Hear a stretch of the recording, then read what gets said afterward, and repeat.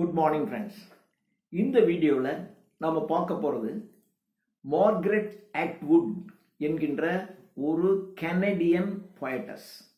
Canada நாட்டை சார்ந்த ஒரு பெண்பால் கவிஞர் மார்கரெட் அட்வுட். அவர் எழுதின ஸ்பெல்லிங் என்கின்ற போம் அதுதான் இப்போ நம்ம பார்க்க போகிறோம். இது வந்து பார்த்தீங்கன்னா she has written in free words. ஒரு ஃப்ரீ வேர்ட்ஸில் எழுதப்பட்டு எந்த விதமான ஒரு ரூல்ஸுக்கும் உட்படாமல் எழுதப்பட்டிருக்கு. இதை சிலர் பார்த்தீங்கன்னா 4 ஸ்டாண்ட்ஸா இருக்குன்னு சொல்லுவாங்க, சிலர் 7 ஸ்டாண்ட்ஸா இருக்கு. அதாவது the stanzas are of irregular number of lines. ஒரு ஒழுங்கற்ற எண்ணிக்கையில் ஒரு 4 வரி 4 வரி 4 வரி அப்படியெல்லாம் இல்லாமல் ஒரு 7 பேராஸ் இருக்கு, ஸ்டாண்ட்ஸாஸ் இருக்குன்னு சொல்றவங்க ஒரே ஒரு வரியை இது சிங்கிள் லைன்ல ஒரு ஸ்டாண்ட்ஸா அப்படின்னு சொல்லுவாங்க. இதுல ஒரு வரி இருக்கு, திஸ் இஸ் எ மெட்டஃபர், இது ஒரு ஸ்டாண்ட்ஸா அப்படின்னு சொல்றவங்களும் உண்டு. சிலர் வந்து இதை 4 ஸ்டாண்ட்ஸா அப்படின்னு சொல்லுவாங்க. சிலர் வந்து 2 ஸ்டாண்ட்ஸா தான் அப்படிங்கிற மாதிரியும் சொல்லுவாங்க. So we need not worry whether it contains 2 stanzas or 4 or 7. ஆனால் இந்த போமை பொறுத்தவரையிலும் இதனுடைய தீமும் பார்த்தீங்கன்னா ஒவ்வொருத்தரும் கொஞ்சம் டிஃப்ரெண்டாக சொல்லிட்டு இருப்பாங்க.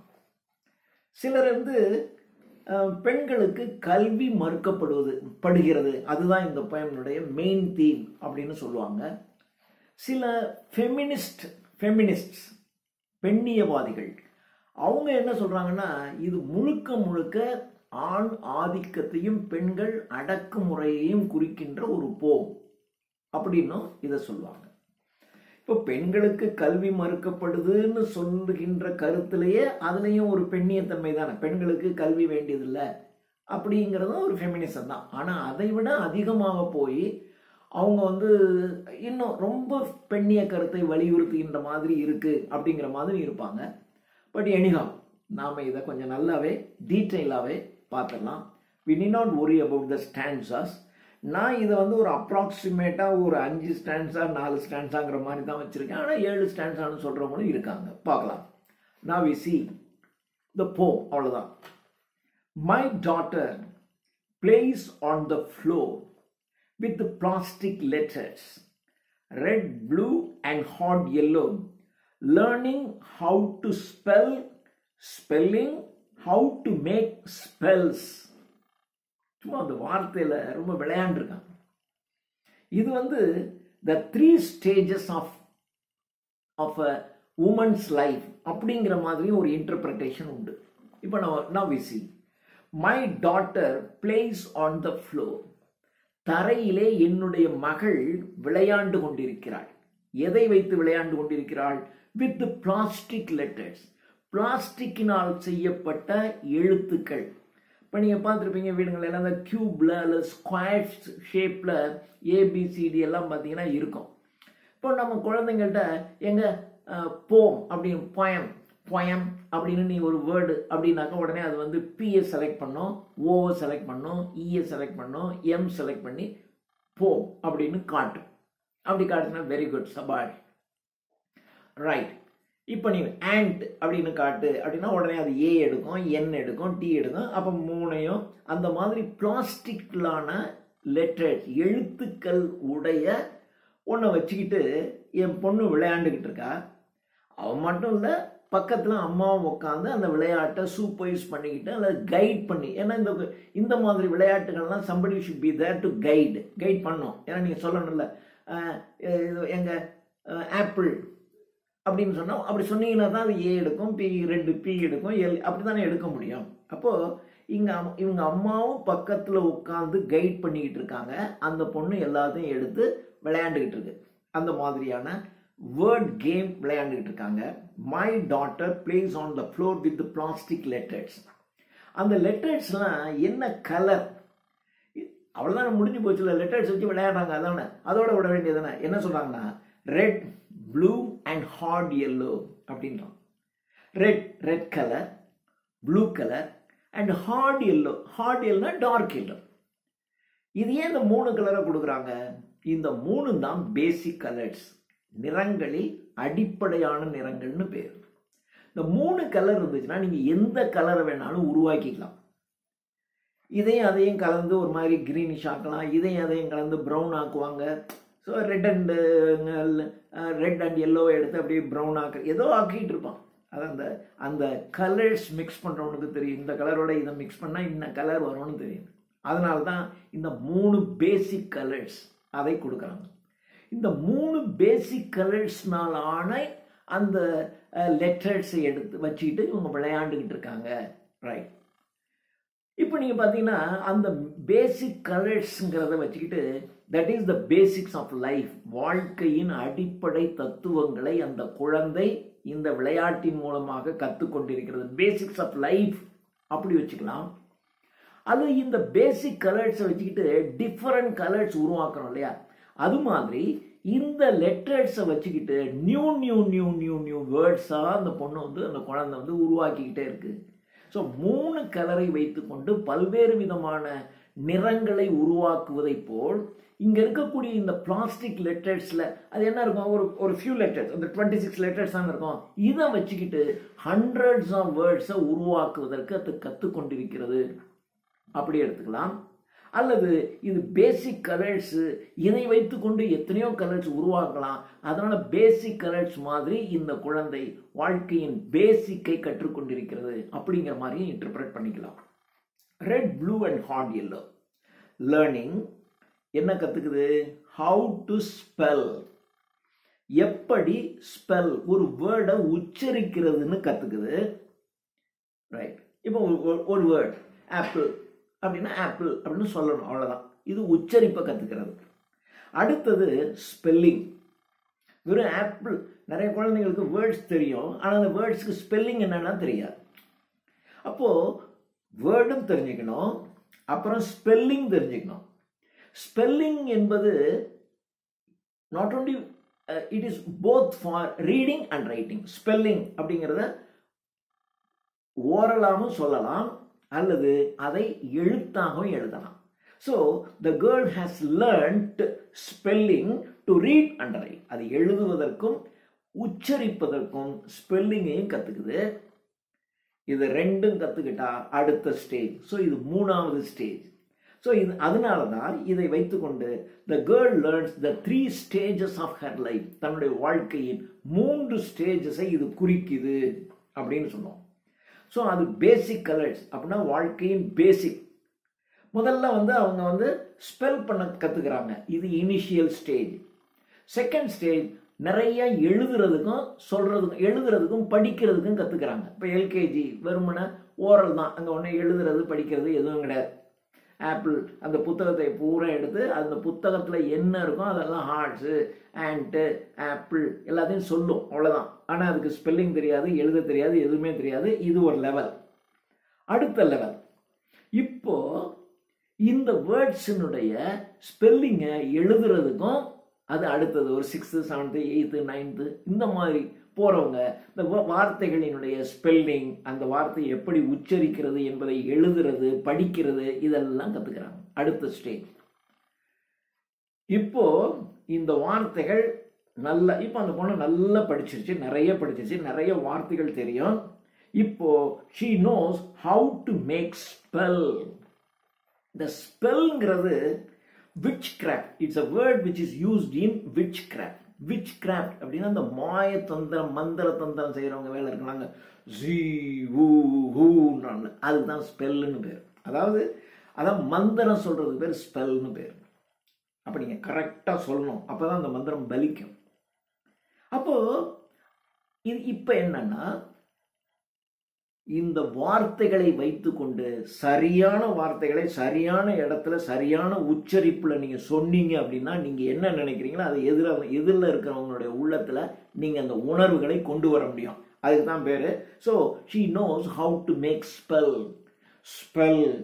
மந்திர உச்சரிப்பு, மந்திரத்தின் மூலமாக எதிராளிகளை நாம் சொல்றபடி அவங்கள செயல்பட வைக்கிறது. அதே மாதிரி வார்த்தைகளினுடைய சூட்சுமம் உங்களுக்கு தெரிஞ்சிச்சுன்னு வச்சுங்க, எந்த இடத்துல எந்த வார்த்தையை எந்த உச்சரிப்புல எந்த டோன்ல சொன்னா இந்த வார்த்தை அவன் உள்ளத்துக்குள்ள போய் நீங்க நினைக்கிற உணர்ச்சியை உருவாக்கும். அப்படி அதாவது அவன் உள்ளத்துக்குள்ள ஒரு அழுகையை வரவழைக்கணும் அப்படின்னா அதுக்குரிய வேர்ட்ஸை அதுக்குரிய டோன்ல அந்த மாதிரி நீங்க ஸ்பெல் பண்ணணும். ஸ்பெல் பண்ணீங்கன்னா அழ வைக்கலாம். நீங்க அழ வைக்கக்கூடிய டோன்ல சொல்லிவிட்டு சிரிக்கணும்னு நினைக்க முடியுமா? அப்ப சிரிக்கணும் அப்படின்னா அதுக்கு வேற விதமான டோன், வேற விதமான வேர்ட்ஸ் யூஸ் பண்ணணும். அங்க ஒரு டைப் ஆஃப் லைட் வேர்ட்ஸ் நீங்க யூஸ் பண்ணணும். அது ஒரு லேசான வார்த்தைகளை யூஸ் பண்ணி ஒரு காமிக்கா அந்தந்த சில வார்த்தைகள் எல்லாம் நீங்க சேர்த்தீங்கன்னா சிரிப்பு வரும். அப்போ என்ன உணர்வை உங்க உள்ளத்துக்குள்ள கொண்டு வரணும்? எப்படி ஒரு விட்ச் கிராஃப்ட், இந்த மந்திரம் செய்யறவங்க உங்களை என்னவா மாத்தணும்னு நினைக்கிறாங்களோ அது மாதிரி இந்த நல்ல பேச்சாற்றல் மிக்கவர்கள் உங்க உள்ளத்துக்குள்ள என்ன உணர்வை வரவழைக்கணுமோ அதை வரவழைச்சிடும். அதனாலதான் இந்த யுத்தத்துல பாத்தீங்கன்னா, யுத்தம் நடக்கிறதுக்கு போன முன்னாடி அந்த போர் வீரர்களெல்லாம் வச்சுக்கிட்டு அந்த வார் ஜெனரல் உரையாற்றுவான். இதுல பெரிய எக்ஸ்பர்ட் சர்ச்சில்னு சொல்லுவாங்க. சர்ச்சில் அப்படி பேசுவாங்க இல்லையா?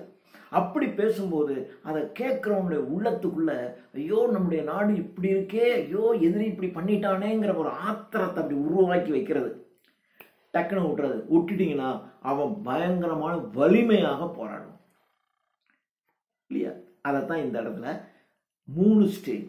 முதல்ல elementary stage, learning how to spell, உச்சரிக்கிறத மாத்திரம் கத்துக்கிறது. அடுத்தது spelling, to read and write spelling, ஸ்பெல்லிங்கை எழுதவும் படிக்கவும் கத்துக்கிறது அடுத்த ஸ்டேஜ். கடைசியில இந்த வார்த்தைகளை வைத்துக்கொண்டு எதிராளிகளை நம்முடைய இஷ்டத்திற்கு கட்டுப்படுத்துறது. அப்போ அந்த அளவுக்கு வார்த்தைகளை நீங்க கையாள தெரிஞ்சவங்களா ஆகிறது. ஸோ இது 3 ஸ்டேஜஸ் ஆஃப் அப்படி குறிக்குது அப்படின்னு ஒரு இன்டர்பிரேஷன் உண்டு. அல்லது இதை நீங்க இது ஏன் இவ்வளோலாம் போட்டுக்கிட்டு அந்த பொண்ணை எழுத படிக்க கத்துக்கிட்டு இருக்கேன், அம்மா உட்காந்து கைட் பண்றாங்க, அதோட நிறுத்திக்கலாம் அப்படியும் வச்சுக்கலாம். ஸோ இது ஒரு இன்டர்பிரேஷன். கவிதைகள் எல்லாமே அப்படிதான் இருக்கும். கவிதைகள் எல்லாமே அந்த வார்த்தைகளை வைத்துக்கொண்டு இது என்ன மாதிரி உணர்வுல சொல்லப்பட்டிருக்குங்கிறத நீங்க புரிஞ்சுக்கிறதான் கவிதைகள். தென் இது ஒரு ஃபர்ஸ்ட் ஸ்டான்ஸான்னு வச்சுக்கலாம். Now the second stanza. இது அந்த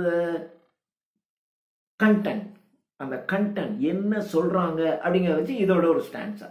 அதாவது அந்த குழந்தைய நல்லா எழுத படிக்க கத்துக்குது, அம்மா சூப்பர்வைஸ் பண்ணிட்டு இருக்காங்க அப்படி வச்சுக்கலாம். அடுத்தது, ஐ wonder how many women denied themselves daughters. I wonder, எனக்கு இப்போ இந்த அம்மாவை பார்க்குறேன், அது இந்த அம்மா பக்கத்தில் உட்காந்து அந்த குழந்தைக்கு, அந்த பெண் குழந்தைக்கு எழுத கற்றுத்தராங்க, உச்சரிக்க சொல்கிறாங்க, அப்புறம் எழுத படிக்க கற்றுத்தராங்க, அதுக்கப்புறம் அது மேடையில் ஏறி பேசுறதுக்கு இதெல்லாம் கற்றுத்தராங்க. அப்போ அவங்களுடைய கைடன்ஸில் அந்த குழந்தை வளருது. ஆனால் இருக்குல்ல, இப்படி தான் இருக்குது. அப்போ அந்த அம்மா முழுக்க முழுக்க முழுக்க தன்னுடைய கவனத்தை எல்லாம் தன்னுடைய மகளை அப்படி மேலே கொண்டு வர்றதுக்கு அவங்க முயற்சி பண்ணி அப்படியே அந்த அம்மாவை கொண்டு வர்றாங்க. இந்த வேலை தான் செய்ய முடியாது. அந்த அம்மா தன்னை முன்னேற்றிக் கொள்வதற்கு ஏதாவது செய்ய முடியுமா? செய்ய முடியாது. அதனால தான் ஒன்று, நீ இந்த அம்மா தன்னை முன்னேற்றிக் கொள்வதற்கு, நான் ஒரு பேங்க் எக்ஸாமினேஷன் எழுதணும், நான் அந்த ஒரு கரஸ்பாண்டன்ஸ் கோர்ஸில் எம்ஏ படிக்கணும், அதுக்கப்புறம் நான் ஒரு எம்ஃபில் பண்ணணும், பிஹெச்டி பண்ணணும், அப்படிங்கிற வேலையெல்லாம் நீ செய்ய முடியாது. when you give birth to children, நீங்கள் குழந்தை பெற்றுக்கிட்டீங்கன்னா அப்புறம் அந்த குழந்தைய வளர்க்குறது, அதை பெரிய ஆளாக்குறதுல தான் உங்கள் கவனம் செல்லும். அதைத்தான் நீங்கள் செயல்படுத்த முடியுமே ஒழிய நீங்கள் உங்களை வளர்த்து கொள்வதற்கு, உங்களுடைய அறிவாற்றலை உங்களை வளர்த்துக்கிறதுக்கு சான்ஸே கிடையாது. அதனால தான் ஃபெமினிசம் சொல்றாங்க. இவங்க சொல்ற பாருங்க, ஐ ஒண்டர் ஹவு மெனி விமன், பல பெண்கள், especially young women, denied themselves daughters. பல பெண்களுக்கு டாட்டர்ஸ் வேண்டான்னு நினைக்கிறாங்க. they deny, they don't want to give birth daughters. daughters இந்த இடத்துல மகள்களை பெற்றுக்கொள்வதற்கு பல இளம் பெண்களுக்கு தடைகள் விதிக்கப்படுகின்றன. ஏன் இந்த இடத்துல டாட்டர்ஸ்னு போடுறான், சன்ஸ்னு போட்டாங்க, அல்ல சில்ட்ரன் போட வேண்டியதானே. குழந்தை பெற்றுக்கொள்வதற்கு பெண்கள் தடை விதிக்கப்படுகிறார்கள் அப்படின்னா, குழந்தை பெற்றுக்கும் போது அவன் சொன்னாங்க, பாரு ஆம்பளை பிள்ளை பெற்று கொடு அப்படிமா, என்னமோ இவங்க கையில் இருக்க மாதிரி அவன் கையில் இருக்க மாதிரி. அப்போ ஆம்பளை பிள்ளை பெற்று கொடுக்கணும் தான். பொம்பளை பிள்ளை போய் போச்சுன்னா ச்சே என்ன ஆகுது அப்படிதான் ஆயிடுமா. அப்போ ஃபெமினிசம் அப்போ பெண்கள் பிறக்கிறத கூட யாரும் விரும்பல. ஒரு பெண், பல பெண்கள், many women denied, they are denied to give birth to female children. பல இளம் பெண்களுக்கு மகள்களை பெற்றுக்கொள்வதற்கு தடை விதிக்கப்படுகிற, மறுக்கப்படுகிறார்கள் அப்படின்னா பார்க்குறான். அதனால முதல்ல ஸ்கேன் பண்ணி பார்க்குறான். பெண் குழந்தையா இருந்தால் உடனே அதை அபார்ட் பண்ணிடுவான். அந்த அபார்ட் பண்ணுவது கூட இந்த அம்மாவோட, இந்த பெண்ணினுடைய உரிமை கிடையாது. இந்த அபார்ட் பண்ணதுனால அவன் தான் டிசைட் பண்ணான். சரி இருக்கட்டும், இந்த பெண் குழந்தைய பரவாயில்லன்னு நினைச்சானா அப்போ வேற மாதிரி டயலாக் பேசுவோம் இல்லையா? ஆணா இருந்தா பொண்ணா இருந்தா நமக்கு எல்லாமே ஒன்று தான், நம்ம இந்த குழந்தைய வச்சுக்குவோமா. இது வேண்டாம், நீ அபார்ட் பண்ணிக்க அப்படின்னா வேற மாதிரி டயலாக் பேசுவோம். இப்போ வெறும் பெண் குழந்தை நமக்கு இப்போ இருக்கக்கூடிய வருமானத்தை வச்சுட்டு நம்ம வாழ்றதே கஷ்டமா இருக்கும். அப்புறம் பொம்பளை பிள்ளை படிச்சு அது என்ன பண்ணி அதுக்கப்புறம் அதுக்கு வந்து கல்யாணம் பண்ணி கொடுத்தா நம்ம என்ன செய்ய முடியும்? நம்மளால இதெல்லாம் முடியுமா? முடியாது. அதனால இது வேண்டாம், அபார்ட் பண்ணிடு. அவர் ரெண்டும் பேசுவோம். அப்போ இதை டிசைட் பண்ற உரிமை அந்த பெற்றுக்கொள்ளுகின்ற தாய்க்கு கிடையாது, அது ஆணுக்கு தான் உண்டு. அதனால தான் இது ஒரு ஃபெமினிசம் பேசுகிற ஒரு கவிதை என்று சொல்லப்படுகிறது. I wonder how many women denied themselves of giving birth to daughters. மகள்களை பெற்றுக்கொள்ளுகின்ற உரிமை பல பெண்களுக்கு மறுக்கப்படுகின்றன. closed themselves in rooms, drew the curtains. இந்த பெண்கள் தங்களை முன்னேற்றிக் கொள்ள வேண்டும் என்றால், அதாவது படிச்சுட்டாங்க. ஃபர்ஸ்ட் பேஜில் நம்ம பார்த்தோம்னா முதல் ஸ்டாண்ட்ஸாலே டாட்டர்ஸ் வந்து நல்லா முதல்ல ஸ்பெல் உச்சரிக்க கற்றுக்கிறாங்க. அதுக்கப்புறம் எழுத படிக்கிறது தெரிஞ்சுக்கிறாங்க. அதுக்கப்புறம் ஸ்பெல் தங்களுடைய வார்த்தைகளினால், வார்த்தை ஜாலங்களினால் பிறர் உள்ளத்தை கவருகின்ற வரையிலும் அவங்க கற்றுக்கிட்டாங்க. அப்போ கற்றுக்கிட்டவங்க இதை பயன்படுத்தணுமா இல்லையா? அப்போ they have to write, they have to make use of these words. இந்த வார்த்தைகளை பயன்படுத்தி ஒன்று கவிதைகள் எழுதணும், கட்டுரைகள் எழுதணும், நாவல் எழுதலாம், சிறுகதைகள் எழுதலாம், எவ்வளோ எழுதலாம். அப்படி எழுதித்தானே பிறருடைய உள்ளத்தை கவர முடியும். அப்போ எழுதணும் அப்படின்னாக்க என்ன பண்ணணும்? they have to close in their rooms. இப்போ நான் ஒரு பெரிய வேலை செய்யணும். அப்போ நான் ஒரு வேலை செய்யணும்னா நான் இப்போ சப்போஸ் இந்த ஒர்க்கே நான் பண்ணணும், ஒர்க் பண்ணணுன்னாக்கா ஐ ஹாவ் டு முதல்ல நான் ப்ரிப்பேர் பண்ணணும். அப்புறம் இதுக்குன்னு தனியாக ஒரு இடம் வச்சுக்கணும். இதில் யாரும் டிஸ்டர்பன்ஸ் பண்ணி இருக்கக்கூடாது. அப்புறம் இதுக்கப்புறம் உட்காந்து கம்ப்யூட்டரில் எல்லாத்தையும் போட்டு செய்யணும். அப்போ I need 4 to 5 hours time. எனக்கு ஒரு 5 மணி நேரம் தேவைப்படும். இந்த 5 மணி நேரத்தில் என்னை யாரும் பக்கத்தில் டிஸ்டர்ப் பண்ணக்கூடாது. இப்போ நான் செய்யறேன், ஓகே. இதே ஒரு லேடி வந்து ஒரு 5 hours செய்யணும்னா என்ன பண்ண முடியும்? இஃப் தே ஹாவ் டாட்டர்ஸ் அப்படின்னா என்ன பண்ணணும்?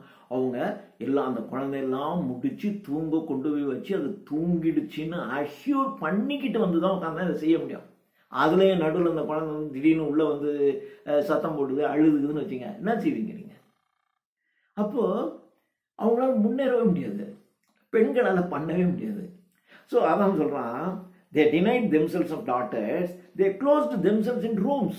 அறைகளுக்குள் தங்களை மூடி வைத்துக் கொள்ள வேண்டும். closed themselves in rooms, drew the curtains. திரைகளையும் அவங்க மூடி வச்சுக்கணும். ஏன்னா உள்ளுக்குள்ள இந்த அம்மா உட்காந்துருக்குனாக்கா வெளியில் இருக்கக்கூடியவன் ரொம்ப பேருக்கு இது ஒரு பிரச்சனை. எனக்கே நிறைய பிரச்சனை வரும். நான் உட்காந்து சில விஷயங்கள் இப்படி யோசனை பண்ணிக்கிட்டே இருப்பேன். இப்போ இந்த போமை எப்படி சொல்லணும், என்னென்ன இடத்துல என்னென்ன மாதிரிலாம் சொல்லணும்னு நான் ஒரு மாதிரி ஒரு மென்டலாக நான் வந்து என்னை ப்ரிப்பேர் பண்ணிக்கிட்டு இருப்பேன். அப்போ நான் என்ன பண்ணுவேன்னா சும்மா தான் உட்காந்துருப்பேன். இப்படியே மெதுவாக நான் யோசனை பண்ணிக்கிட்டே இருப்பேன். ரொம்ப பேர் என்ன பண்ணுவான்னா ஏத்தாப்புல வந்து உட்காந்துட்டு சார் சும்மா உட்காந்துட்டு இருக்காரு, நம்மகிட்ட உட்காந்து வெட்டி கதை பேசுவோம். அவனை வெளியில எழுந்துச்சு போகணும் சொல்லவும் முடியாது. என்னுடைய சிந்தனை எல்லாம் தடைப்படுது. இப்படியே எனக்கு நிறைய விஷயங்கள் நான் மிஸ் ஆகுற காரணம் இப்படிதான். சும்மா வந்து உட்காந்துருவான், உட்காந்துட்டு அவன் பாட்டுக்கு பேசுவான், ஏதாவது பேசுவான், உருப்படாத விஷயமா பேசுவான். ஆனால் நம்ம கேட்டு தான் ஆக வேண்டியது இருக்கு. ஏன்னா டக்குன்னு எழுந்தியா வெளியே போயா அப்படி சொல்லவும் முடியாது. அப்போ என்ன பண்ணணும்னா நாம் இங்கே இருக்கோன்னே தெரியக்கூடாது. டோரெல்லாம் க்ளோஸ் பண்ணிக்கணும், விண்டோஸ் எல்லாம், கர்டன்ஸ் திரைகளை எல்லாம் க்ளோஸ் பண்ணிக்கணும். closed themselves in rooms, தங்களை அறைகளுக்குள் அடைத்துக் கொள்ள வேண்டும். drew the curtains, திரைச்சீலைகளை இழுத்து விட வேண்டும். so they could mainline words, வார்த்தைகளை மெயின்லைன், முக்கியமாக வார்த்தைகளை பயன்படுத்த வேண்டும். அப்படின்னா என்ன அர்த்தம்? they have to create the work of art. ஒரு கலையை, ஒரு கவிதை எழுதுவது, கட்டுரை எழுதுவது, நாவல் எழுதுவது, அந்த மாதிரி ஏதாவது ஒரு லிட்டரரி ஒர்க்கை ஒருத்தவங்க செய்யணும் அப்படின்னா அவங்க என்ன பண்ணணும், ஒரு ரூமுக்குள்ளே போய் எல்லாத்தையும் அடைச்சிக்கிட்டு தனிமையாக உட்காந்து தான் செய்ய முடியும். சரி, தனிமையாக உட்காந்து செய்யணும்னா உனக்கு குழந்தை இருக்கு, எப்படி செய்ய முடியும்? அப்போ நேச்சுரலாக இந்த வேலை செய்ய முடியாது. அப்போ பெண்களுக்கு சான்ஸ் ரெண்டு தான். You should do this or that. ஒன்று குழந்தைய வளர்க்கணும் நல்லா, அப்படி இல்லையா எனக்கு குழந்தைய வேணாம் அப்படின்னு வச்சுக்கிட்டு நீ ஏதாவது ஒரு கிரியேட்டிவ் ஒர்க்கு பண்ணலாம். ஆனால் வேணுமா வேணான்னு முடிவெடுக்கிறது நீ இல்லை இல்லையா? வீட்டில் இருக்கிற ஹஸ்பண்ட் முடிவெடுப்பான், அல்லது ஹஸ்பண்டை சார்ந்தவர்கள் தான் முடிவெடுப்பாங்க. இல்லை இப்படி போச்சுனாக்கா அப்போ நமக்கு பின்னாடி குழந்தைய பெற்றுக்க முடியாது. அதான் இதான் டைம், இதான் கரெக்டான டைம், என்ன அறுவடை பண்ணுற மாதிரி நம்ம இதான் சரியான நேரம், இந்த நேரத்தில் நம்ம குழந்தை பெற்றுக்கிட்டாதான் அப்போ நமக்கு இத்தனை வயசுல இருந்து இந்த குழந்தை நமக்கு இப்படி பண்ணணும் அப்படி பண்ணணும், இவ்வளோ ஒரு பெரிய கால்குலேஷன் வச்சுக்கோம். இவங்க போடுற அவ்வளோ கால்குலேஷன் ஃபியூச்சரில் தப்பாக தான் போகும். ஆனாலும் கால்குலேட் பண்ணுவோம். கால்குலேட் பண்ணி இப்படி எனக்கு இத்தனை வயசில் இந்த குழந்தை இப்படி வரும், அப்போ நான் இவ்வளோ சேர்த்து வச்சுருப்பேன், கல்யாணம் பண்ணிவிடுவேன், அதுக்கப்புறம் இத்தனை வயசில் எனக்கு வரும், நான் ரிட்டையர்மெண்ட் ஆவேன், அதுக்குள்ளேயும் பிள்ளைங்களாம் செட்டில் ஆகும். ஏதோ ஒரு கணக்கு வச்சுக்கிட்டு பேசிகிட்டு இருக்கோம். எல்லாமே கால்குலேட் பண்ணிக்கிட்டே இருக்கும். ஸோ இதெல்லாம் பண்ணுறவன் அவன் ஹஸ்பண்ட், அவன் சொல்கிறதான் நடக்கும்.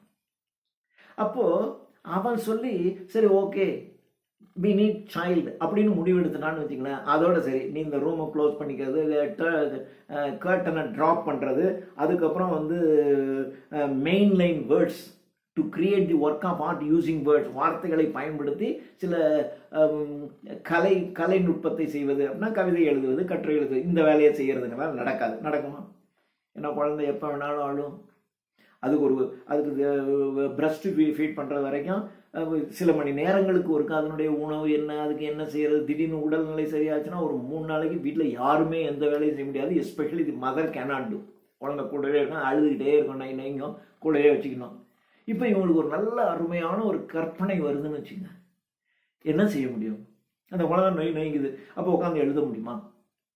நிறைய கவிஞர்களை நான் பார்த்திருக்கிறேன், நிறைய இடத்துல நான் படிச்சிருக்கேன். அவங்க வந்து அப்படியே எழுதுவான், பாதிக்கு மேல வராது, டக்குன்னு படுத்துவான், தூக்கத்துல பாதி வரும், அந்த தூக்கத்துல அந்த மீதி கவிதை அவனுக்கு வரும், டக்குன்னு எழுந்திருச்சு உட்காந்து எழுதிடுவான், அந்த மீதி கதையை கம்ப்ளீட் பண்ணுவான். ஸோ அந்த ட்ரீம்லயே அவனுக்கு கவிதை வரும். இந்த அம்மாவுக்கு என்ன வரும்?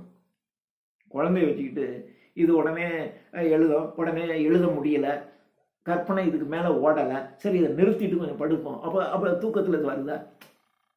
அல்லது நல்ல ரெஸ்ட் எடுத்துட்டு கொஞ்சம் நேரம் கழிச்சு மறுபடியும் உட்காந்து அவங்களுக்கு மூடு வரும்போது 2 மணி 3 மணிக்கெலாம் எழுதுவோம். டாகூர் அந்த மாதிரி செய்வாராம். டாகூர் வந்து எழுதும்போது என்ன பண்ணுவார்னா ஒரு ரூமுக்குள்ளே போயிடுவார்.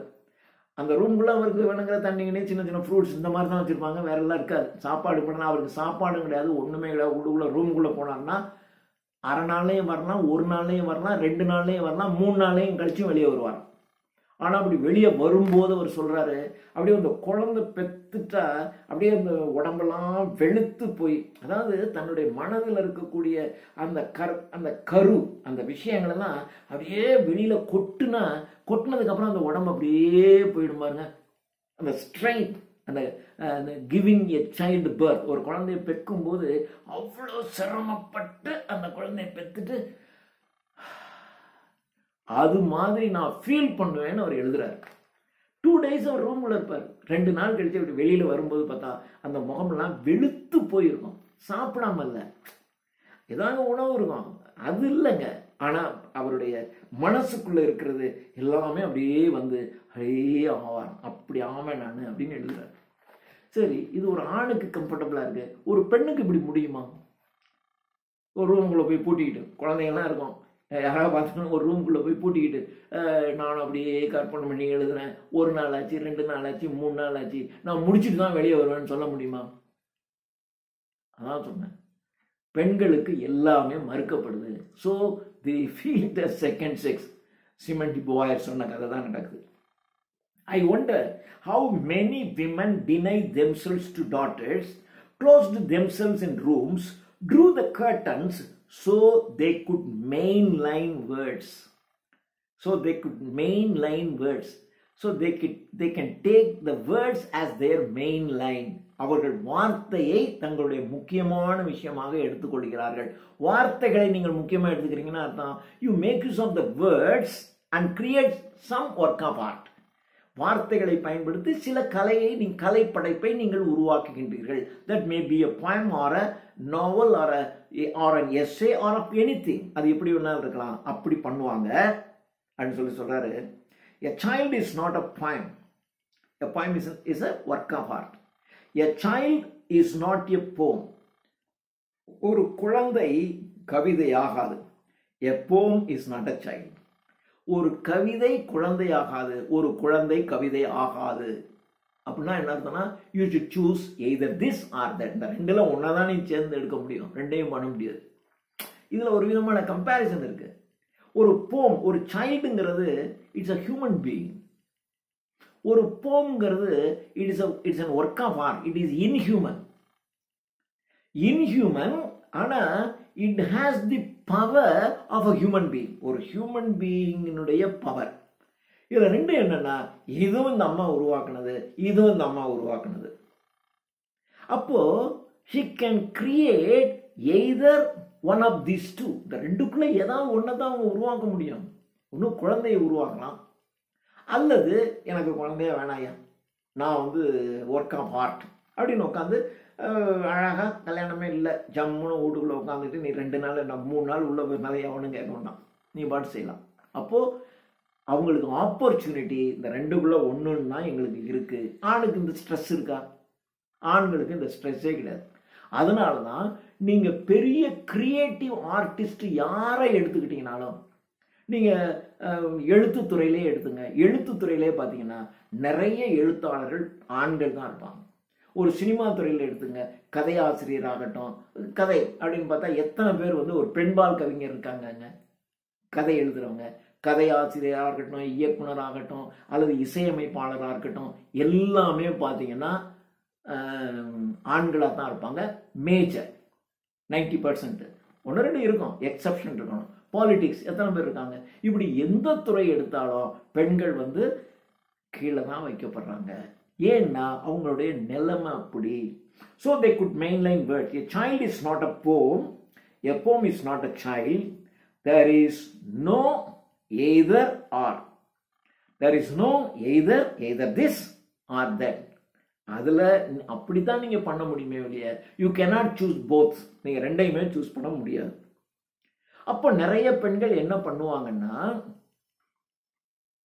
நிறைய பேர் அப்படிதான் சொல்லுவான், இல்லை எனக்கு குழந்தைங்களாம் பெற்றுக்கல, நான் கல்யாணம் ஆகிடுது, நான் குழந்தைங்களாம் பெற்றுக்கல, நான் எழுத்தாளராக தான் போவேன் அப்படின்னு ஒரு பொண்ணை அந்த ஹஸ்பண்ட் விடுவானா, அல்லது அந்த ஹஸ்பண்டு சரின்னு சொன்னால் கூட அவங்க அம்மா அப்பா சொந்தக்காரன் விடுவானா.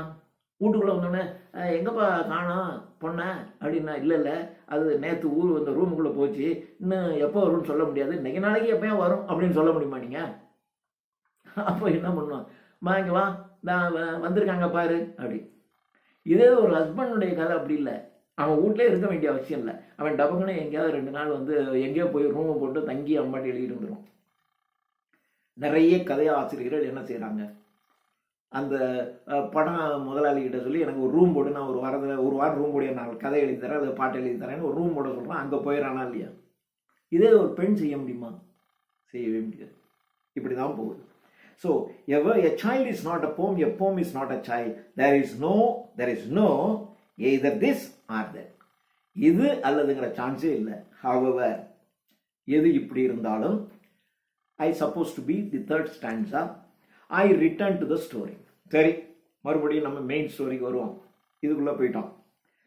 I return to the story of the woman caught in the war. யுத்தத்திலே பங்கெடுத்து கொண்ட பெண்ணின் கதைக்கு நான் வருகிறேன். இந்த இடத்துல வார் என்பது the second world war, 2ஆம் உலக மகாயுத்தத்தை குறிக்கிறது. நமக்கு இந்த வேர்ல்டு வாரில் பெண்கள் எல்லாமே பங்கெடுத்து கொண்டார்கள். அப்போ இந்த 2ஆம் உலக மகாயுத்தத்தில் பார்த்தீங்கன்னா, இந்த ஜெர்மனில் இருக்கக்கூடிய நாசிக்கள், அந்த நாசிக்கள் என்ன பண்ணுவாங்கன்னா, இந்த பேர் என்ன, இந்த இஸ்ரேலில் இருக்காங்கன்னா அவங்க பேர் யூதர்கள். அந்த யூதர்களை நீங்கள் பார்த்துருப்பீங்க, இந்த 2ஆம் உலக மகாயுத்தத்தில் யூதர்களுக்கெல்லாம் கொன்னே குமிச்சான் ஹிட்லர். அவன் என்ன பண்ணான்னாக்க, இந்த யூதர்களை காக்ட் இன் த வார், யூதர்களை சிறைப்பிடிப்பான். அண்ட் இன் லேபர், அவங்களுக்கு வேலை கொடுப்பான். ஹெர், அதான் இந்த இடத்துல பெண்களை in the war and in labor her thighs tied. In the war and in labor. இந்த இடத்துல லேபர் அப்படின்னு சொல்றது அவங்களுக்கு பிரசவ வலி உண்டாக்குறது. லேபர் அப்படின்னு சொன்னா உடனே வேலை செய்யறதுன்னு அர்த்தம் இல்லை. இந்த இடத்துல லேபர் பெயின், அந்த பிரசவ வலி உண்டாக்குறது. பிரசவ வலி உண்டாக்கணும்னா அவன் என்ன பண்ணிருப்பாங்கிறீங்க? அந்த பொண்ணை ரேப் பண்ணிடுவான். ஸோ யுத்த கைதி, யுத்தத்தில் இவங்க என்ன, ஜெர்மனிகள் என்ன செய்வாங்கன்னா, அந்த ஜெர்மனுடைய நாசிக்கள் இந்த இஸ்ரேல்னு வருது, அந்த யூதர்கள், அந்த யூதர்களினுடைய யூத பெண்களை கற்பழிச்சிடும், ரேப் பண்ணிடுவோம். ரேப் பண்ணிட்டு அப்புறம் அந்த ரேப் பண்ணிட்டாக்க அந்த குழந்தைய ரேப் பண்ணிடுவான். ரேப் பண்ணி சும்மா இவனுக்கு வேணும். ஏன்னா ஒரு ஆர்மியில் இருக்கிறவங்க அப்படி தான் இருக்கும். அவன் தன்னுடைய வீட்டை விட்டு வந்து so many months இருக்கும். அவனுக்கு யாராவது பொம்பளை பார்த்தா எந்த பொம்பளையாக இருந்தாலும் டக்குன்னு அவனுக்கு அப்படி தான் வச்சுக்கணும்னா விரும்பும். அதுவும் இப்போ அவங்கெல்லாம் கீழே அடிபட்டு கிடக்கலாம். இவன் தான் ஜெயிக்கிறவன் என்ன பண்ணுவான்னா அங்கே எந்த வீட்டு பொண்ணையும் எடுத்து ரேப் பண்ணிட்டு போயிடுவான். அப்படி ரேப் பண்ணிட்டாக்க கொஞ்ச நாள் அந்த குழந்தை பெக்க அந்த அம்மா தயாராகிடும். அப்படி தயாராகும் போது அந்த குழந்தைய பெத்துக்க விடமாட்டான். ஏன் விட மாட்டான்னா, இன்னொரு யூதன் உருவாகிறது அவனுக்கு பிடிக்காது. அந்த நாசிக்களுக்கு யூதனை கொல்லணும். ஆண்கள்லாம் கொண்டுடுவான், பெண்கள் எல்லாம் ரேப் பண்ணுவான். ரேப் பண்ணிட்டு தனக்கு வேணுங்கிற அளவுக்கு ரேப் பண்ணிக்கிட்டே இருப்பான். அது கன்சீவ் ஆயிடுச்சு, குழந்தை பெத்துக்க டைம் வந்தா and in labour her thighs tied, அவனுடைய 2 தொடைகளையும் கட்டிடுவான். இப்போ 2 தொடையை நீங்கள் கட்டிட்டீங்கன்னா எப்படி நீங்கள் பிள்ளை பெற்றுக்க முடியும்? அப்போ that woman cannot give birth a child. அதனால ஒரு குழந்தை பெற்று கொடுக்க முடியாது. அப்புறம் காலை நீங்கள் கட்டிட்டீங்கன்னு வச்சுங்க, அப்போ அந்த வயிற்றுக்குள்ளே இருக்கிற குழந்தை எப்படி வெளியில் வந்து தானே ஆகணும். அப்போ வெளியே வர முடியாமல் அதனுடைய ஆர்கன்ஸ்லாம் வெடிச்சு செதறி அந்த பொண்ணு செத்து போயிடும், அந்த குழந்தையும் செத்து போயிடும். இப்படி பண்ணியிருக்கான் ஜெர்மனுடைய நாசிக்கள். இப்படி தான் நடந்துச்சு. பெண்களை இப்படியெல்லாம் கொடுமைப்படுத்தியிருக்கான். So I return to the story of the woman caught in the war. யுத்தத்திலே சிறைபிடிக்கப்பட்ட அந்த பெண்ணினுடைய கதைக்கு நான் வருகிறேன். And in labour her thighs tied together, her thighs tied together, அந்த 2 காலையும் சேர்த்து கட்டிடுவான் பை த எனிமி. இந்த இடத்துல எனிமி அப்படிங்கிறத மறுபடியும் 2 விதமாக என்ட்ரு பண்ணுவாங்க. நாசிக்கள், இதுதான் கதை. இன்னொன்று என்ன பண்ணுவாங்கன்னா, இந்த நாசிக்கள் கிடையாது, மேன், ஆம்பளைன்றோம். இந்த இடத்துல இந்த எனிமி என்பது நாசிக்களையும் குறிக்கும். ஆண்கள் என்ன பண்ணுவான், பெண்ணை குழந்தை பெற்றுக்க விட மாட்டான். அப்படின்னா இந்த இடத்துல ஜென்ரலாக நீங்கள் எடுத்துக்கணும். they won't allow the girl to give forth a child if it is a daughter. மகளாக இருந்துச்சுன்னா இல்லை வேண்டாம், நீ பெற்றுக்க வேணான்றான். ரொம்ப லேட்டாக தான் தெரியுதுன்னு வச்சுங்களேன், 4 மாதம் 5 மாதம் கழிச்சு தான் தெரியுது அப்படின்னா வேணான்றோம். அப்போது அது வேணுமா வேணாமான்னு முடிவெடுக்கிற உரிமை அவன் கையில் தான் இருக்கும். அபார்ட் பண்ணிக்கணும் அல்லது பண்ணாதேம்மா.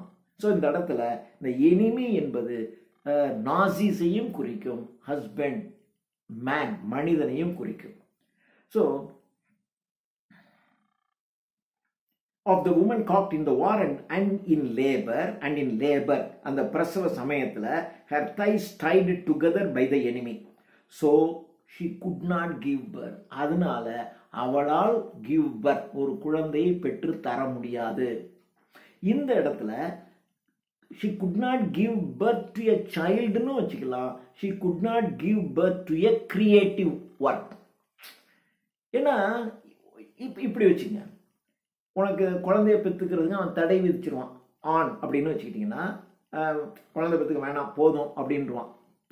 அந்த குழந்தையை பெற்றுக்கொள்ள பெர்மிட் பண்ண மாட்டான், அனுமதிக்க மாட்டான்.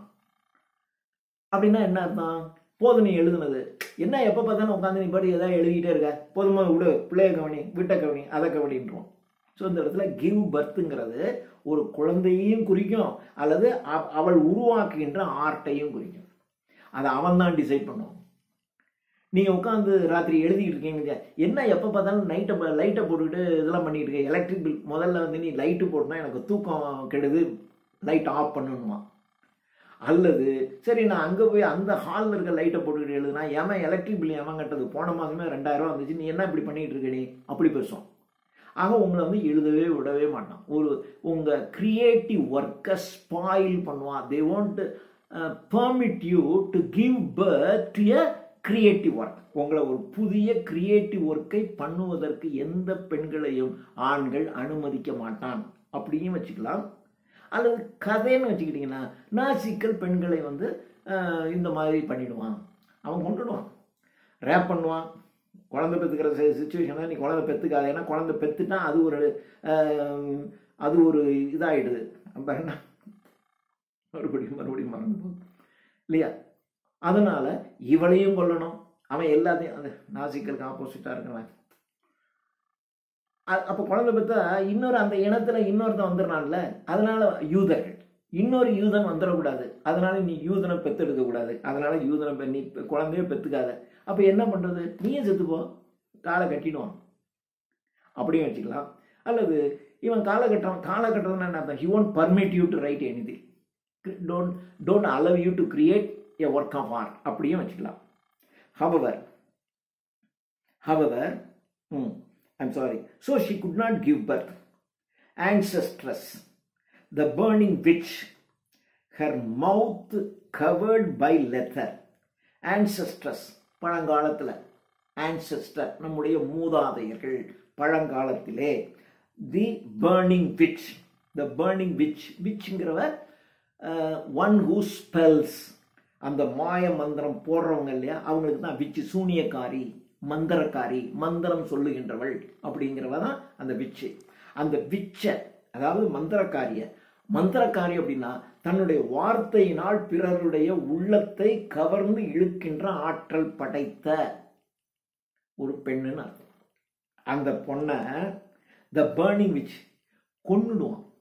பர்னிங் அப்படின்னாக்க இந்த இடத்துல அவளை உண்மையாக கொள்றதுன்னா அப்படியே கொல்ல மாட்டான். அந்த இடத்துல விச்சு என்பது the woman who is able to create a work of art, ஒரு ஒர்க் ஆஃப் ஆர்ட்டை உருவாக்குகின்ற அந்த பெண்ணை பேர்ன் பண்ணிடுவான், எரிச்சிடுவான். அப்படின்னா அவளை எரிக்க மாட்டான், அவளுடைய அந்த ஆசை இருக்கு இல்லையா, கிரியேட் பண்ண வேண்டும் என்ற அந்த ஆசையை அதான் விச்சுன்னு சொல்லுவான். விச் அப்படின்னாக்க தன்னுடைய வார்த்தைகளினால், தன்னுடைய கவிதைகளினால், தன்னுடைய கதைகளினால் பிறருடைய உள்ளங்களை கவர்ந்து இழுக்கக்கூடிய ஆற்றல் படைத்த ஒரு விச்சு மாதிரி. எப்படி ஒரு விச்சு வந்து அப்படியே ஒரு மந்திரம் போட்டு அப்படியே எல்லாரையும் தான் இஷ்டப்படி செய்ய வைக்கிறாளோ, அது மாதிரி ஒரு எழுத்தாளன் தனக்கு என்ன உணர்வு இருக்கோ அந்த உணர்வை படிக்கிறவன் உள்ளத்துக்குள்ள கிரியேட் பண்ணுவான். அதனால தான் இந்த இடத்துல விச்சுங்கிறது த கிரியேட்டிவ் ஒர்க் பண்ணக்கூடிய அவளை குறிக்கிறது. அவ த பர்னிங் விச், அவளை எரிச்சிருவான். அப்படின்னா he won't allow you to do this creative work. Her much covered by leather, her mouth covered by leather. வாய லெதர்னால கட்டிடுவான் அப்படின்றான். her mouth covered by leather to strangle words. வார்த்தைகளை, அவளுடைய வாயிலிருந்து வருகின்ற வார்த்தைகளை கழுத்தை நெரிச்சு கொள்றதுக்காக அவளுடைய வாயை லெத்தர்னால கட்டிடுவான் அப்படின்னு சொன்னாங்க. ஸோ இதுல ஒரு ரெஃபரன்ஸ் இருக்கு. இந்த இடத்துல இது வந்து மேரி வெப்ஸ்டர் என்ற ஒருத்தி. இந்த மேரி வெப்ஸ்டர் இப்படிதான் நல்லா பேசுவானாம். அந்த பேசுறதுனால அவளை வந்து இந்த மாதிரி பேசக்கூடாது அப்படின்னு வச்சுட்டாங்க. பேசக்கூடாது என்று வைத்து அவளுடைய வாயை கட்டி விட்டார்கள், பேசுவதற்கு அனுமதிக்கவில்லை அப்படிங்கிற மாதிரி இந்த இடத்துல it refers a lady by name Mary Webster. நீங்க அப்படி இருக்கு பின்னாடி எப்படி அந்த இடத்துல வாருங்கிறதுல நாசிஸ் அண்டு இவங்க நம்ம சொன்னோம் இல்லையா, அது மாதிரி இந்த இடத்துல இப்படி எடுத்துக்கலாம். அல்லது ஜென்ரலா நீங்க எடுத்துக்கினா மேரி வெப்ஸ்டரே நீங்க எடுத்துக்கணுங்க அவசியம் இல்லை. ஒரு விச்சு வாயை கட்டிடுவான். வாயை கட்டதுன்னா என்ன, நீ பேச முடியாது, அதாவது நீ எந்ததையும் எழுத முடியாது, சொல்ல முடியாது, ஒரு கவிதையை நீ வந்து எழுத முடியாது, வாயை கட்டிடுவான்.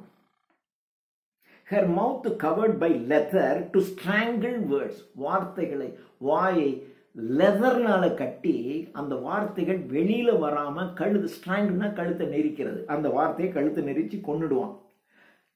a word after a word after a word is power. ஒரு வார்த்தை, அதற்கு பின்னால் ஒரு வார்த்தை, அதற்கு பின்னால் ஒரு வார்த்தை, வார்த்தை வார்த்தை வார்த்தை, இது பவர். அதாவது நீங்க வார்த்தைகளை சிறப்பாக கையாள தெரிஞ்சிருச்சு அப்படின்னா அது ஆற்றல் மிக்கதாக இருக்கும். அதான் நான் முதலே சொன்னேன், நீங்க போர் வீரர்களை அப்படி உற்சாகப்படுத்துறதுக்கு அவங்க என்ன பண்ணுவாங்க, பாகுபலி அப்படியே தோத்து போற மாதிரி இருக்கும். உடனே பாகுபலி அங்க இருக்கக்கூடிய வீரர்களை பார்த்து எது மரணம் அப்படின்னு உடனே ஒரு டயலாக் விடுவார். அந்நியர்கள் நம் நாட்டை இப்படி பிடிச்சிட்டு இருக்கும் போது நாம் தப்பி ஓடுவது அதுதான் மரணம் அப்படிமா. அப்படி அவன் சொல்ல சொல்ல நீங்க அப்படி ஒரு நொண்டியா ஒருத்தர் இருப்பான், அப்படி எழுந்திருச்சு நிற்பான். அடுத்தது சொல்லும்போது இன்னும் எழுந்திருச்சு நிற்பான். அடுத்தது வரும்போது ஓ இன்னும் வந்துடுவான். ரொம்ப இடத்துல அந்த வார்த்தைகளுக்கு அந்த உள்ளத்துக்குள்ள ஒரு உணர்வை உருவாக்குற. வெற்றிவேல் வீரவேல்னு கத்துவான். அப்படி வெற்றிவேல் வீரவேல்னு கத்துனா அந்த போர் வீரர்களுக்கு ஒரு உற்சாகம் வரும் அப்படிங்கிறதுக்காக செய்வாங்க.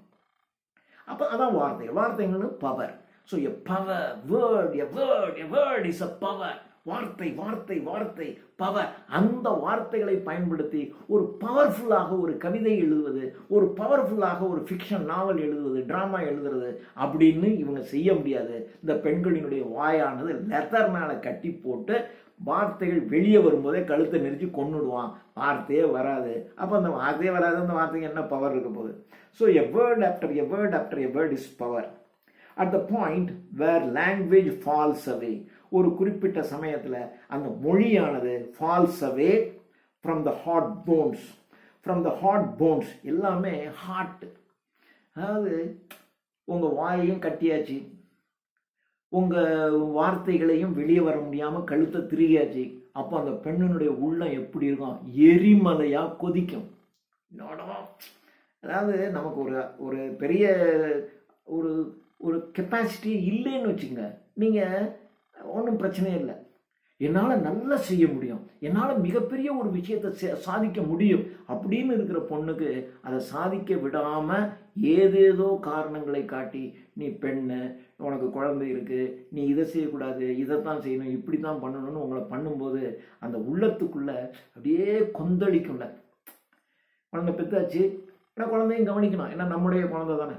ஆனால் என் கனவுல எவ்வளோ ஆசை இருந்துச்சு, நான் எப்படியெல்லாம் செய்யணும்னு நினச்சிருந்தேன், எல்லாமே என் வாழ்க்கையில் போச்சு, சுத்தமாக போயிடும். அதுக்கப்புறம் ஒன்றுமே கிடையாது, எதையுமே செய்ய முடியாது.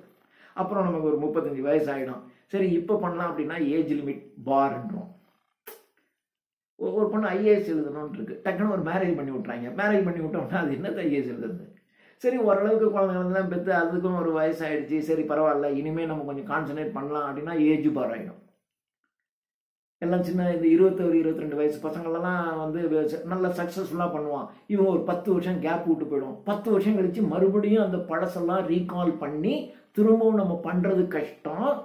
அப்போ நமக்கு ரெஸ்ட்ரிக்ஷன்ஸ் நிறைய வந்துடும், ஏஜ் பார் ஆகிடும், அது செய்ய முடியாது, இது செய்ய முடியாது. அப்போ நாமே ஒரு கட்டத்தில் என்ன பண்ணுவோம், சரி விடு, இதுதான் தலையெழுத்து போல. இப்படித்தான் நிறைய பெண்கள் ஆகின்றார்கள். இதை தான் அவர் சொல்றார்.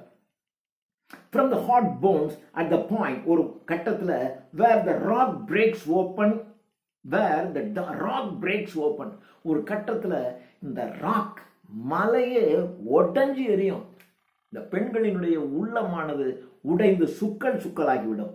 where the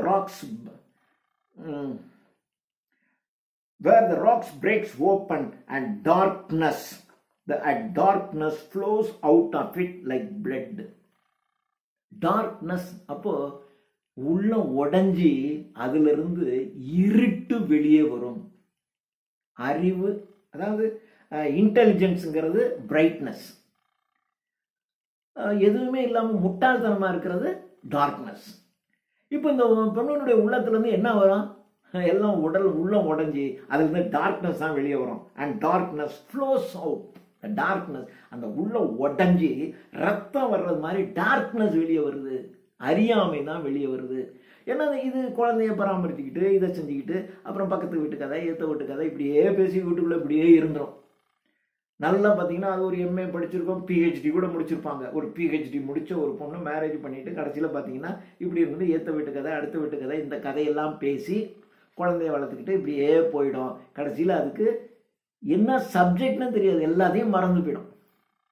மறந்து போய் அதை நினச்சி பார்க்கும், ஒரு காலத்தில் நான் இந்த டாக்டரேட் முடிச்சுட்டு நான் நேரம் வந்து ஒரு பெரிய ப்ரொஃபஸராக இருப்பேன், ஒரு மாதத்துக்கு 2 லட்சம் 1.5 லட்சம் சம்பளம் வாங்கிட்டு என் வாழ்க்கை எப்படி இருந்திருக்கும் தெரியுமா, எல்லாத்தையும் நான் இழந்துட்டனே அப்படின்னு அது நினைக்கும் போது அந்த உள்ளத்துக்குள்ளே இருந்து அப்படியே வெடிக்கும். அப்படி வெடித்து ரத்தம் மாதிரி என்ன வரும்? டார்க்னஸாக வரும். ஏன்னா நீங்கள் இத்தனை வருஷத்தில் எல்லாத்தையும் மறந்துட்டீங்க, டச் இருக்காதுல்ல. அது உண்மைதானே? அப்படிதான் போயிடும், எல்லாம் மறந்து போயிடும். இப்போ அது வந்து டார்க்னஸ் தான். It flows out of it like blood and the melting point of granite. அவருடைய உள்ளத்துக்குள்ள இருக்கிற நெருப்பு எப்படி இருக்குன்னா, மெல்டிங் பாயிண்ட் ஆஃப் கிரானைட்டுங்கிறது கல். அந்த கல் உருகிறதுக்கான உருகு நிலை. அப்போ எவ்வளவு வெப்பம் இருந்துச்சுன்னா அது உருகும். ஒரு கல் உருகணும்னா எவ்வளவு வெப்பநிலை இருக்கும், அந்த வெப்பநிலை அவருடைய உள்ளத்திலே இருக்கும். the melting point of granite where the bones know they are hollow and the word splits and doubles and speaks the truth and the body itself becomes a mouth.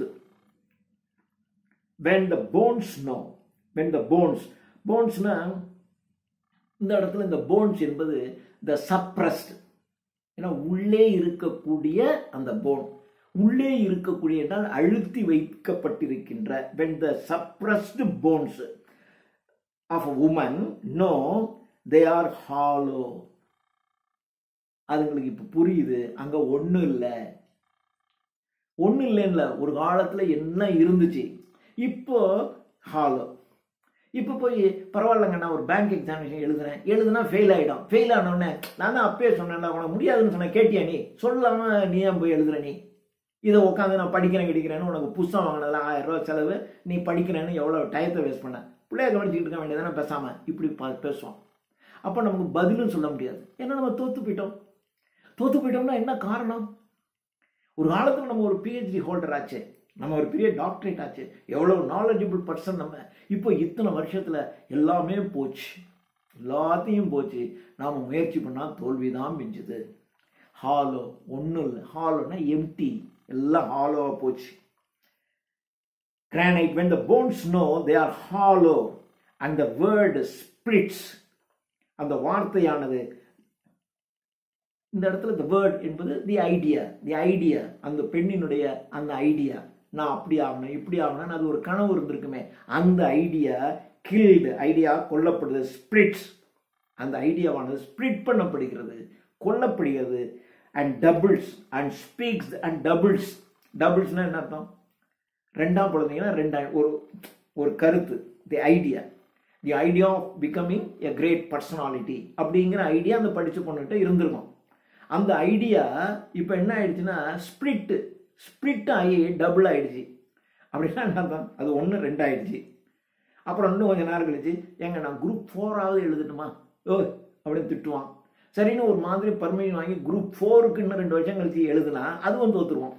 அதுவும் தோத்துட்டா நீ என்ன பெரிய டாக்டரேட்லாம் முடிச்ச, PhD முடிச்சாங்க, ஒரு குரூப் 4 ஒரு 10th படிச்சவன் எழுதுறதுல நீ தோத்து போறிய, நீ எல்லாம் என்ன படிச்ச, இப்படி பேசுவான். அப்போ அவமானம் வரும்.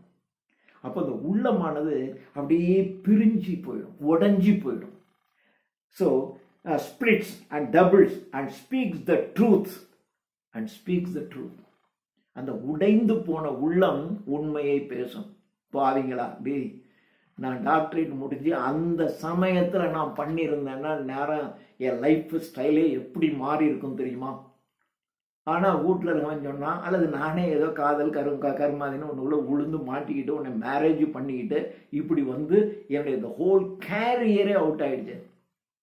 குழந்தை மேலே பிரியம் இருக்கும், ஆனால் என் கேரியர் பூரா போச்சு, என்னுடைய கனவு போய்விட்டது. இப்போ நான் ஒன்றும் இல்லாமல் போயிட்டேன். ஒன்றும் இல்லாத சாதாரண ஆள் நீ இருக்கோம். இது PhD படிச்சிருக்கோம், அவன் ஏதாவது ஒரு SLC படிச்சிருவான், ஏதாவது ஒரு கம்பெனியில் வரும்போது போகும்போது எப்படியோ பார்த்து கரெக்ட் பண்ணிவிடுவான். அது பண்ணிவிட்டு உடனே காதல் புனிதமானது அது கத்திரிக்கான்னு இது போய் அவனை கட்டிட்டு போயிடும். இவன் SLC படித்தவன் ஒரு PhD அடக்கி வச்சுட்டு பின்னாடி சொல்லுவான், உனக்கு தான் இதெல்லாம் வரல, இல்லை நீ ஏன் செய்கிறேம்மா ஒரு SLC. அவன் ஒரு 50,000 ரூபா சம்பளம் வாங்குவான். நான் அப்போவே 1 லட்சம் வாங்கியிருப்பேன்டா பாவி, உன் கூட வந்து மாட்டிக்கிட்டு இப்படி போயிட்டேனேடா. இப்படி தான் வரும், இப்படி தான் பேச முடியும். The truth speaks the truth. வாயை திறந்துலாம் பேச முடியாது, உள்ளத்துக்குள்ள பேசிக்கணும். Speaks the truth and the body itself becomes a mouth. The whole body becomes a mouth. அப்படின்னா என் உடம்பு பூரா கத்தும். அப்படியே விட்டா அந்த உடம்புடைய ஒவ்வொரு பகுதியும், செக்ஸ்னால இங்க அங்க, இந்த குழந்தைய பெற்றதுனால என் வயிறு, இது எல்லாமே என் எதிர்காலத்தை அழிச்சிருச்சு. அதனால் என் உடம்பு பூரா வாயாகி நான் பட்ட அவ்வளவு அவமானத்தையும், நான் எப்படி இருந்தனா, இப்படி இருந்தனா இப்படி ஆயிட்டனே என்கின்ற கதையை இந்த உடல் முழுவதும் பேசும். The truth and the body itself becomes your mouth. This is a metaphor. இது ஒரு மெட்டஃபர்ங்கிறான். சிலர் வந்து என்ன பண்ணுவாங்க, இந்த மெட்டஃபரே ஒரு ஸ்டாண்ட்ஸ் ஆனுவான். This is metaphor. இது ஒரு உருவகம்மா, உருவம் தான். The whole body speaks what? The whole body speaks of her downfall. அவளுடைய டவுன்ஃபாலை பேசும். உண்மையிலேயே நீ அந்த காலத்தில் அவளை விட்டுருந்தீங்கன்னா அந்த கபடமற்ற அந்த வயசில் அது படித்து முடிச்சு அடிச்சு, ஏன்னா பெண் குழந்தைங்களுக்கு அந்த ஆப்பர்ச்சுனிட்டி கூட. பசங்க வெளியில் ரொம்ப சுற்றுவான், பெண்களை வந்து ஒரு மாதிரி அங்கே போதை இங்கே போதைம்பாங்க. அதனால அது வீட்டில் தான் இருக்கும். வீட்டில் இருக்கும்போது அது படிச்சிடும். படித்து உண்மையிலேயே அதை அப்படியே வச்சு விட்டுருந்தீங்கன்னா அது பெருசாக எங்கேயோ போயிருக்கோம். அப்படி எங்கேயோ போய் கூட எவனாவது கூட இருக்கிற ஒரு ப்ரொஃபஸர் கல்யாணம் கூட பண்ணியிருக்கோம். ஆனால் இது நேரம் கட்டதுக்கு இப்படி வரும். அல்லது வீட்டிலேயே என்ன பண்ணுவாங்கன்னா, சொந்தக்காரன் இருக்கான், அவன் ஒரு டிகிரி தான் படிச்சிருப்பான், இது இருக்கும், பரவாயில்ல நம்ம சொந்தக்காரன், சொந்தம் விட்டு போகக்கூடாது, பணம் விட்டு போயிடக்கூடாது அப்படின்னு சொல்லி, அல்லது ஊர் ஏதோ ஒரு கணக்கை வச்சுக்கிட்டு வேற யாரையா கல்யாணம் பண்ணி விட்டுருவாங்க. அப்படியே நடந்துடும், எல்லாம் போயிடும். அதுதான் சொல்லுவான். The whole body speaks. The body itself becomes your mouth. This is a metaphor. How do you learn to spell? நீ எவ்வாறு ஸ்பெல் பண்ணுவதற்கு எப்படி நீ கற்றுக்கொள்வாய்? ஸ்பெல் அப்படின்னா இந்த இடத்துல உச்சரிக்கிறதுன்னு இல்லை, பிறருடைய உள்ளங்களை கவர்ந்து இழுக்கின்ற ஆற்றல் படைத்த வார்த்தைகளை பயன்படுத்துவதற்கு. How do you learn? How do you learn to spell blood, sky, the sun? இது எப்படி வச்சுக்கலாம். How do you learn to spell these words? இந்த வார்த்தைகள், பிளட்ங்கிற வார்த்தை, சன்னுங்க, இதெல்லாம் எப்படி நீ உச்சரிப்ப அப்படின்னு ஒரு குழந்தைய பார்த்து கேட்குற மாதிரியும் வச்சுக்கலாம். ஆனால் முதலே சொல்லிட்டான், திஸ் இஸ் மெட்டாஃபர்ன்னு தான், இது ஒரு உருவகம். அதனால இந்த இடத்துல பிளட் என்பது த பிளட் ரிலேஷன்ஷிப் அப்படின்னு சொல்றாங்க இல்லையா, த ஃபேமிலி, அது குடும்பத்தை குறிக்கும். So this is a metaphor. How do you learn to spell blood, family, sky. Sky என்பது இட்ஸ் அ கிரியேஷன். அது வந்து ஸ்கை என்பது ஒரு கிரியேஷனை குறிக்கக்கூடிய ஒரு symbol. And the sun, sun என்பது இட் இஸ் எ ரிலீஜியன். அது ஒரு ரிலீஜியனை குறிக்கிறது. ஏன்னா சூரியன் என்பது எல்லா மதத்திலையும் பார்த்தீங்கன்னா சூரியன்றது ஏதோ ஒரு விதத்தில் மதத்தோட தொடர்புடையதாக இருக்கும். ஈவன் இன் கிறிஸ்டியானிட்டியாக இருந்தாலும் சரி, இஸ்லாமியர்களாக இருந்தாலும் சரி, இந்துக்களாக இருந்தாலும் சரி, அந்த சூரியன், அந்த சூரியனுடைய அந்த பாதை, இவைகளை வைத்துக்கொண்டு நாள் கணக்கிடுவது, இதெல்லாம் வச்சு கணக்கிட்டு அது ஒரு ரிலீஜியஸ் ரிலேட்டடாக இருக்கும். So how do you learn to spell the blood, sky and the sun? Your own name first. இதெல்லாம் இருக்கட்டும். இந்த ரிலீஜியனை பற்றி தெரிஞ்சுக்கிறது, ஃபேமிலியை பற்றி தெரிஞ்சுக்கிறது, கிரியேஷனை பற்றி தெரிஞ்சுக்கிறதெல்லாம் இருக்கட்டும். வாழ்க்கையில் முதல்ல என்ன? You must know how to spell your word. உன்னுடைய வார்த்தையை நீ, உன்னுடைய பெயரை நீ முதலில் சொல்ல கற்றுக்கொள்ள வேண்டும். அப்படின்னா என்ன அர்த்தம்? You should bring your name up. இப்போ எனக்கு என்னவா இருக்கணும், என்னுடைய பேர் எல்லா இடத்துலையும் வரணும் அப்படி நான் நினைப்பேன். அப்படிதான் ஒவ்வொருத்தரும் நினைப்பாங்க இல்லையா? எல்லாருக்கும் அந்த ஆசை இருக்கும்ல. இந்த பேரை கேட்டாவே நிறைய பேருக்கு வந்து ஆஹா அவங்கள நல்ல அப்படின்னு சொல்லணும்ல, இந்த ஆசை இருக்கும்ல. அதனால ஒரு மனிதன் என்ன செய்யணும்னா, முதல்ல யுவர் ஓன் நேம் ஃபர்ஸ்ட். உன்னுடைய பெயரை நீ முதன்மை ஆக்குவதற்கு முயற்சி. நீ இதெல்லாம் இருக்கட்டும், யூ மஸ்ட் கிவ் பர்த் எ சைல்டுங்கிறது முக்கியம். ஃபர்ஸ்ட் நீ என்ன பண்ணா, you must bring your name first. உன்னுடைய நேமை ஏதோ ஒன்றுல நம்முடைய வார்த்தை, நம்முடைய நேம் ஃபர்ஸ்ட்ல இருக்கணும்ல. அதானே எல்லாரும் விரும்புவாங்க. Your own name first, your first naming, your first name, your first word, எல்லாத்தையும் யுவர் ஃபர்ஸ்ட் நேம், அதான் ஃபர்ஸ்ட் வேர்ட். அதுதான் முதல்ல அதை கத்துக்க. நீ என்ன கற்றுக்கொள்ள வேண்டும்? முதல்ல ஃபர்ஸ்ட் வேர்டு உன் நேம். அப்புறம் அந்த நேமை how to bring it up. உன் பேரை எப்படி முன்னாடி ஃபர்ஸ்ட் ஆக்குறது. முதல்ல நீ கத்துக்கிற முதல் வார்த்தை உன்னுடைய பேரா இருக்கணும். அதனால குழந்தைங்களுக்கு நீங்க சொல்லி கொடுக்கும்போது ஆண்ட் ஆப்பிள்லாம் அப்புறம் சொல்லுவான், முதல்ல யுவர் நேம் அதை முதல்ல சொல்லு. அதான் சொல்லுவாங்க குழந்தைங்க. சொல்லிடும் வாட் இஸ் யுவர் நேம்னு கேட்டால் அது சொல்லிடும். முதல்ல நேம் சொல்லணும், நேமை கத்துக்கணும். அப்புறம் உன்னுடைய நேம் எல்லாருக்கும் போகிற மாதிரி உன்னுடைய நேமை நீ ஆக்கணும்.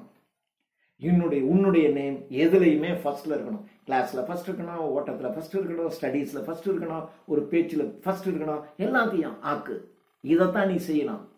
இவைகளுக்கு இடைஞ்சலாக இருக்கக்கூடிய எல்லாத்தையும் தூக்கி எறிஞ்சிரு. இதுதான் ஹிடன். கல்யாணம் இதெல்லாம் உனக்கு டிஸ்டர்ப் பண்ணுமா? வேண்டாம். சரி, கல்யாணம் பண்ணிக்கிறான், குழந்தை பெற்றுக்கிறதா இல்லைங்கிற அது நான் தான் டிசைட் பண்ணுவேன்னு முன்னாடியே வச்சிடணும். இந்த பேரண்ட்ஸ் எல்லாம் கூப்பிடணும், மாப்பிள்ளைகிட்டையும் சொல்லிடணும், பாருங்க எனக்கு வந்து நிறைய என் லைஃப்பில் வந்து I have many ambitions, I want to become such and such. அதனால அதுக்கு தகுந்தாற்போல் தான் நான் முடிவெடுப்பேன். நான் முடிவெடுக்கும் போது தான் அது நடக்கும். ஒத்துக்கிறியா? இது சொன்னீங்கன்னா ஓடி போயிடும். அவர் ரொம்ப பேர் என்ன பண்ணுவான்னா, சரி சரி கல்யாணம் பண்ணிக்கலாம் அப்புறம் பேசிக்கலாம் அப்படி பண்ணிடுவான். அப்படி பேசி நயவஞ்சமாக கவுப்பான். நயவஞ்சமாக ஒரே ஒன்று, நீ உன் படிப்பு நீ படிச்சுக்கிட்டே இரு, அதுக்கெல்லாம் டிஸ்டர்பன்ஸ் இல்லை, இதுக்கு ஆள் வச்சுக்கோ, இந்த அதை அப்படி பண்ணிக்கோ, இதை இப்படி பண்ணிக்கோன்னு சொல்லுவான். நடக்கவே நடக்காது. அந்த அம்மா தான் கவனிச்சாகணும். கடைசியில் அது ஒரு குழந்தை வந்துருச்சுன்னு நேச்சுரலாக அவங்க லைஃப் அதோட காலி, க்ளோஸ். இதுக்காக கொஞ்சம் வருஷத்துக்கு தள்ளி போடுவீங்க. தள்ளி போடும்போது ஒரு கேப் விழுந்து போயிடும். அதுக்கப்புறம் நீங்கள் எதுக்குள்ளே இறங்குனீங்கன்னாலும் உங்களுக்கு தோல்வி தான் வரும். அதனால தான் சொல்கிறான், யுவர் நேம் ஃபஸ்ட்டு, உன் பேரம் ஃபஸ்ட்டு, அதை விடாத. உன் பேரை மாத்திரம் எப்பொழுதுமே உன்னுடைய நேம் முதல்ல வர்ற மாதிரியே வச்சுக்க, அதுதான் ஃபஸ்ட்டாக இருக்க வேண்டும் என்று சொல்லி ஒரு இன்ட்ரெஸ்டிங்கான போம்.